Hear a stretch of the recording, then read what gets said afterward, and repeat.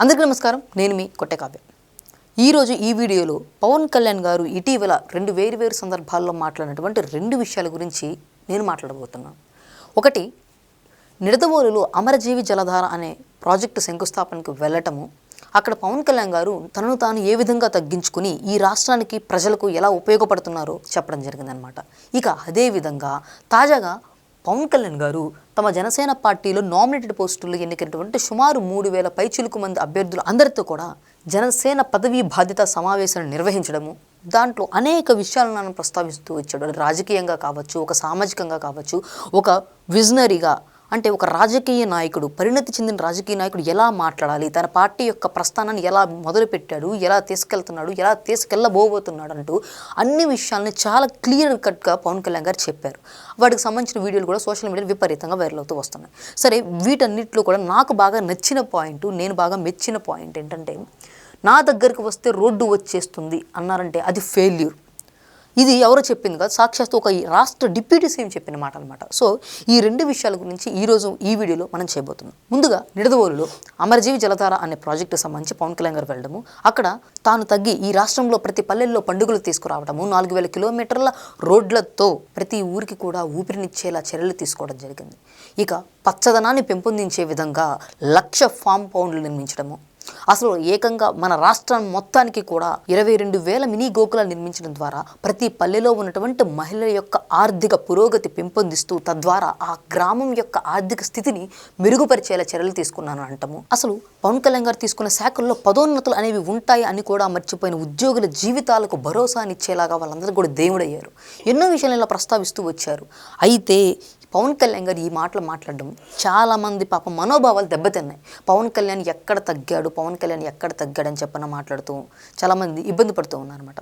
నిజంగా 7 దశాబ్దాల పైగా అయిన మన స్వతంత్ర దేశ చరిత్రలోనే నేటికి కూడా చీకటి తప్ప వెలుగు తెలియని గూడేలకు పవన్ కళ్యాణ్ గారి వల్ల ఈ రాష్ట్రంలో వెలుగునిస్తున్నారు. ఇది వాస్తవమా కాదా? డోలీలతో ఇప్పటికీ గర్భిణీల చావులు చూస్తున్నటువంటి ఆ గిరిజన రోడ్లు పవన్ కళ్యాణ్ గారి రాకతో, ఆయన తీసుకున్నటువంటి అడవి తల్లి బాటతో ఇక మీదట బతుకు బిడ్డ అంటూ వాళ్ళని దీవించేలాగా రహదారులు నిర్మిస్తున్నారు. ఇది వాస్తవమా కాదా? డిప్యూటీ స్పీకర్ రఘురామకృష్ణరాజు గారు చెప్పినట్లు గోదావరి ప్రాంత ప్రజలు సర్ ఆర్థర్ కాటన్ గారిని ఎలా మర్చిపోకుండా నేటికి గుండెల్లో పెట్టుకున్నారు, ఇక మీదట పవన్ కళ్యాణ్ గారిని కూడా ఈ అమరజీవి జలధార ప్రాజెక్టు ద్వారా గుండెల్లో పెట్టుకుంటారంటంలో ఎలాంటి అతిశయోక్తి లేదని చెప్పిన అన్నమాట వాస్తవమా కాదు? అభివృద్ధి అంటే కేవలం కాగితం మీద కనిపించే గీతలు మాత్రమే కాదు, కళ్ళ ముందు కనిపించేది అంటూ విభిన్న రీతుల్లో విభిన్న ప్రణాళికలు వేస్తూ తన తీసుకున్న శాఖలో మాత్రమే కాకుండా అనేక రీతులుగా ఒక పరిణతి చెందిన రాజకీయ నాయకుడు ఏ విధంగా డెవలప్మెంట్ చేసి చూపిస్తారో, వినూత్న పద్ధతులు అనుసరిస్తారో పవన్ కళ్యాణ్ గారు చేసి చూపిస్తున్నారు. పవిత్రమైన శేషాచల కొండలో ఉన్నటువంటి ఎర్రచందనం ప్రతి ఏడాది కూడా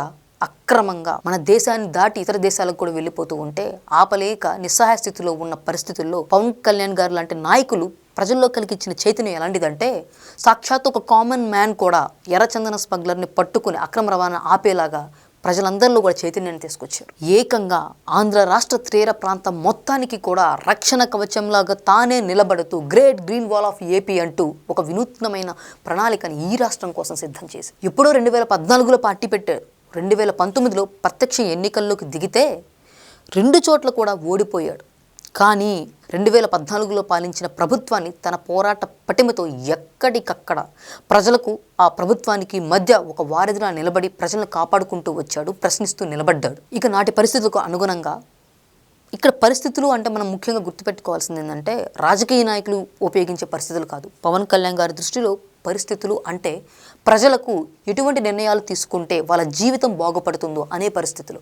ఇది అర్థం కాని చాలామంది సోకాళ్ళ బ్యాచ్ అంతా ఎక్కడ పవన్ కళ్యాణ్ గారిని కులాలకు సంబంధించి, మతాలకు సంబంధించి కొన్ని విధానాలకే పవన్ కళ్యాణ్ గారి పరిమితం చేస్తూ ఆయన్ని విభిన్న రీతులు విమర్శిస్తూ వస్తున్నారు. దానికి జన సైనికులు కూడా స్పందిస్తున్నారు. సరే, అది వేరే విషయం. నిజంగా పవన్ కళ్యాణ్ గారికే కనుక రాజకీయమైన పదవులమైన వ్యామోహం ఉంటే 2014లోనే నాడు టీడీపీకి ఏ విధంగా మద్దతు ఇచ్చారో ఆ రోజుల్లోనే పవన్ కళ్యాణ్ గారు తాను అనుకుంటే ఏదో ఒక మంత్రి పదవి ఖచ్చితంగా తీసుకుని ఉండేవారు. కానీ ఎక్కడా కూడా తాను వచ్చిన పనేంటి? ప్రజల కోసం. సో అందుకే దశాబ్ద కాలంగా తన ప్రజల కోసమే తడబడ్డాడు, నిలబడ్డాడు, పోరాడాడు. గెలిచి ఈరోజు ప్రజలిచ్చినటువంటి ఒక తీర్పుతోనే సముచిత స్థానంలో ఉన్నాడు. మొత్తానికి బీజేపీతో పొత్తు అనే ఓ మహా వ్యూహాన్ని జయించాడు. 2024లో కేవలం 21 సీట్లు మాత్రమే తీసుకుని నేడు అధికారంలో భాగస్వామి అయ్యాడు. ఇదంతా పవన్ కళ్యాణ్ గారు తన దశాబ్ద కాలం పైగా ఉన్నటువంటి ప్రయాణంలో ఎలా తడబడ్డాడు, ఎలా నిలబడ్డాడు, ఎలా గెలిచి ప్రజల ముందు తన పరిపాలన చూపిస్తున్నాడో కళ్ళ కట్టినట్టు కనిపిస్తుంది. ఇన్నాళ్ళుగా ఆంధ్రప్రదేశ్ రాజకీయ చరిత్రలో అంతా మేమే అనుకునే వాళ్ళు ఒకవైపు, ఎంతైనా మేమే అనుకునే వాళ్ళు మరోవైపు ఉంటే, ప్రజల వరకు వస్తే వాళ్ళని ఇబ్బంది పెట్టేలా చర్యలు తీసుకుంటే ఎంతటి వాళ్ళనైనా సరే వాళ్ళని నిర్వహించేందుకు ప్రజల వైపు నేను అంటూ దశాబ్ద కాలంగా పవన్ కళ్యాణ్ గారు ఒక్కరే నిలబడ్డారు. నిజంగా ఒక్కడు సంకల్పిస్తే ఎంత బలంగా అభివృద్ధి చేయొచ్చో, ఎంత బలంగా నిలబడచ్చో ఆయన తన చేతల్లో అభినవ కృష్ణదేవరాయనుగా కీర్తిస్తూ ఈరోజు పరిపాలన చేస్తూ ఉన్నారు. ఈ సోకాల్డ్ బ్యాచ్ ఎవరైతే మనోభావాలు దెబ్బతిన్నాయి పవన్ కళ్యాణ్ గారు మాట్లాడుకుంటున్నారో ఒక్కసారి ఆలోచించండి. 2014లో కావచ్చు, 2019లో కావచ్చు, నిజంగా జనసేన పార్టీకి ఒకవేళ గెలిచే సత్తా లేదు, మేము కూడా ఒప్పుకుంటాం ఆ టైంలో. కానీ అధికారంలో అంటే గద్దెమేని ఎవరిని నిలబెట్టచ్చో డిసైడ్ చేసే సత్తా జనసేన పార్టీకే ఉంది. ఒక్క మాటలో చెప్పాలంటే జనసేన పార్టీ అంటే ఓర్పు, జనసేన పార్టీ అంటే నేర్పు, జనసేన పార్టీ అంటే ప్రజల నుండి వచ్చే ఓ బలమైన తీర్పు. అటువంటి జనసేన పార్టీని, ఆ పార్టీ అధినేత మాట్లాడే మాటల్ని వక్రీకరించి హేళనగా మాట్లాడితే మన బతుకులేంటో గతంలో జరిగినటువంటి విభిన్న సందర్భాల్లో అందరికీ తెలుస్తూనే వచ్చాయి. మరీ ముఖ్యంగా పవన్ కళ్యాణ్ గారి స్థాయి ఏంటో, ఆయన స్థానం ఏంటో సాక్షాత్తు దేశ ప్రధాని దగ్గర నుంచి రాష్ట్రంలో ఉన్నటువంటి సీఎం వరకు ప్రతి ఒక్కరు కూడా పదే పదే ప్రస్తావిస్తూ వస్తున్నారు. సరే, ఈ విషయం గురించి మనం పక్కన పెడితే తాజాగా పవన్ కళ్యాణ్ గారు జనసేన పార్టీ తరపున పదవీ బాధ్యత అంటూ ఒక కార్యక్రమం నిర్వహించడం, దాంట్లో రాష్ట్ర వ్యాప్తంగా ఆ పార్టీలో నామినేటెడ్ పోస్టులు తీసుకున్నటువంటి 3000 పైచిలుకు మంది అభ్యర్థులతో కళ్యాణ్ గారు ఈ సమావేశం నిర్వహించారనమాట. అంటే పవన్ కళ్యాణ్ గారు తన పార్టీకి సంబంధించి కావచ్చు, పరిపాలనకు సంబంధించి కావచ్చు, అనేక విధి విధానాలను అయితే వీళ్ళందరితో చర్చించుకున్నారు. ఈ నేపథ్యంలోనే ఒకానొక పాయింట్ పవన్ కళ్యాణ్ గారు చాలా క్లియర్గా చెప్పారు. నా దగ్గరకు వస్తే రోడ్డు వచ్చేస్తుందన్నారంటే అదొక ఫెయిల్యూర్. నా దగ్గరికి రాకుండానే సమస్య పరిష్కారం అవ్వాలి, దానికోసమే నేను ప్రయత్నిస్తాను. ఈ విధంలో ఎంటైర్ దేశంలోనే ఇలా మాట్లాడగలిగే నాయకుడు ఎవరైనా ఉన్నారా? నిజంగా ఒక నాయకుడు అవసరం లేని సమాజాన్ని నిర్మించడమే అసలైన నాయకుడికి, ఆ నాయకత్వానికి ఉన్నటువంటి నిదర్శనం. పవన్ కళ్యాణ్ గారు ఎగ్జాక్ట్గా అలాగే ఆలోచించారు. ఎందుకంటే పవన్ కళ్యాణ్ గారు ఈ సమాజానికి నిజంగా చాలా పెద్ద ప్రమాదం అండి. ఆయన ఏం చేస్తారంటే రాజకీయాలు నాకెందుకు అనుకున్నటువంటి యువత మొత్తాన్ని కూడా రాజకీయాల గురించి ఆలోచించి ఈ రాష్ట్రంలో, ఈ దేశంలో ఎలాంటి పరిస్థితులు ఉన్నాయో అని ఆలోచించేలా చేశారు. ఒక సామాన్యుడు కూడా అరుగుమైన రుంగి కట్టుకుని కూర్చుని పవన్ కళ్యాణ్ గారు ఇలా మాట్లాడుతున్నారు, ఇతను చెప్పింది నిజమే కదా అని చెప్పనేలాగా ఆలోచించేలా చేశారు. అలాగా ప్రతి ఒక్కళ్ళు కూడా రాజకీయాల గురించి కావచ్చు, దాంట్లో ఉన్న లోటుపాట్ల గురించి కావచ్చు, ప్రతిదీ చర్చించుకుని పరిపాలన అంటే ఇలా చేయాలి, ఒక మంత్రి అంటే ఇలా ఉండాలి, ఒక డిప్యూటీ సీఎం ఇలాగ ఉండాలి, అసలు ప్రజలకు సేవ మాత్రమే చేయాలి అని రాజకీయాలకు వచ్చిన నాయకుడు ఎలా ఉండాలో అంటే ఈరోజు పవన్ కళ్యాణ్ గారిని చూపించేలాగా ఈయన మాట్లాడుతున్న తీరు అందరికీ కూడా ఆశ్చర్యం వేస్తుంది. అందుకే కాబట్టి చాలా మందికి పవన్ కళ్యాణ్ గారు అంటే చాలా భయం వచ్చేస్తుంది. బికాస్ పవన్ కళ్యాణ్ గారు చేస్తున్న పనులు, చెప్తున్న తీరు, ఇట్లాంటి విధి విధానాలన్నీ కూడా నిజంగా పవన్ కళ్యాణ్ గారు చెప్తున్న విధానాలన్నీ కూడా అవలంబిస్తూ కనుక ఉంటే కనుక రాజకీయ నాయకులు వాళ్ళతో ప్రజలకు పనేముంటుంది?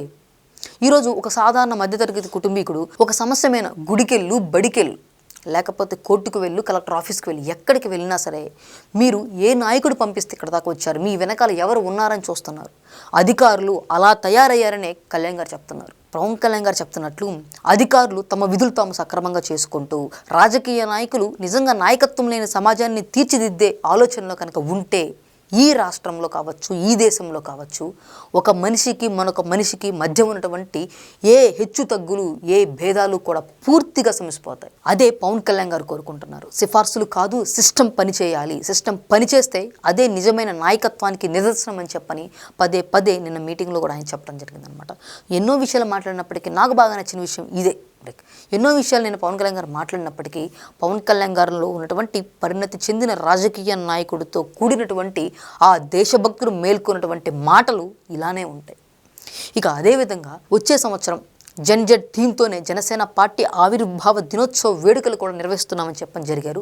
అసలు ఈ జన్జెడ్ ఎవరు, వీళ్ళతో జనసేన పార్టీ సృష్టించబోయేటటువంటి ఆ సంచలనాత్మకమైన మార్పు ఏంటి అనేది మరో వీడియోలో తెలుసుకుందాము. సో మొత్తానికి ఈ వీడియో కనుక మీకు నచ్చినట్లయితే లైక్ చేయండి, షేర్ చేయండి, మీ విలువైన అభిప్రాయాన్ని కామెంట్ రూపంలో తెలియచేయండి. Thank you.